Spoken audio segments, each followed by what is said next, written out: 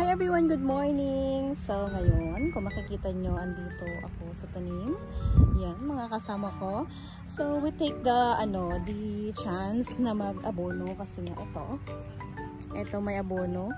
And itong siling, pangsigang, yung aabonohan namin. Well, tapos naman na rin sa area na yon.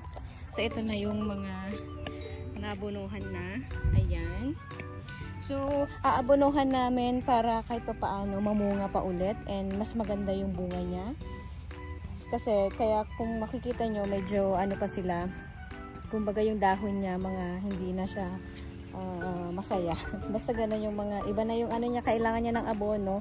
So, para naman makasurvive at para makapag-harvest pa ng maraming sili dito is kailangan natin ng abono. So anyway, ganun pa man is ang init. Ayun ang init.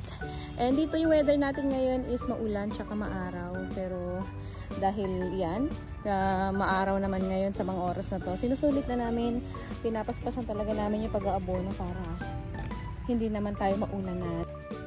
So ayan, itong abono pala na in-apply namin is pinaghalong potassium tapos complete. So yeah, para naman maging malakas sila, maging masigla ulit at bumunga ng marami. So nilagyan natin ng abono. And yes, ito na yung mga naabonohan na. So ito yung Taiwan sili or siling Taiwan. And doon naman yung siling pangsigang. So pinaghalong potassium and complete. Para complete ang buhay. Charis! And yung turo naman sa akin ng pag-aabono is kailangang scattered yung abono. Hindi siya pwedeng isang tumpok lang kasi nga hindi ma-absorb nung lahat ng root or nung ugat. So kailangan is nakapalibot sa puno mismo ng sili. Kaya ayan, katulad nito. Kung mapapansin nyo, nakapalibot siya sa puno niya.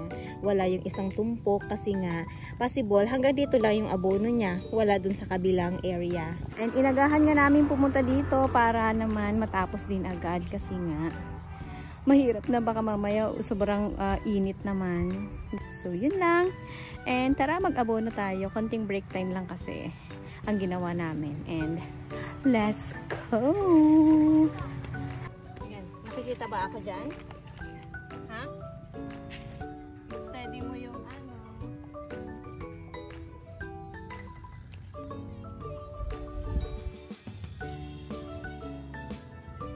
Pero yan, actually, saludo din ako sa mga farmer, sa mga nagtatanim ng gulay, ng palay, at ng mga nyog, ganon, at kung ano-ano pa na pwedeng maging hanap buhay. Kasi hindi rin biro ang pag-aalaga, and minsan may mga pagkakataon na yung mga presyo ng mga tanim is mababa, katulad nitong siling panigang, bagsak nila is 30. So imagine that, 30 pesos, and alam mo, pwede na din pang tawid gutom na lang din pang araw-araw. Kaya saludo din ako sa mga may mga tanim, may mga farm. Kaya so ayan, magre-refill muna ako kasi na hindi na ito aabot hanggang dulo. So, yes. Siya. Madali lang naman. Pero timing din yung ganitong weather. Perfect siya kapag may mga ganito abono para ma-absorb agad nung lupa yung abono. Kasi pag medyo basa kasi yung lupa, madaling matunaw and maabonohan agad yung mga puno. So, yes. Maganda yung ganitong weather kaya hindi rin siya hassle. Okay, tapos na tayong mag-abono. Ang init! O, diba? Basang-basa na yung aking panyo. But anyway, at least tapos na. Medyo maaga pa naman. And, of course, init. Kailangan natin uminom ng tubig. Salamat sa iyong panonood. Bye!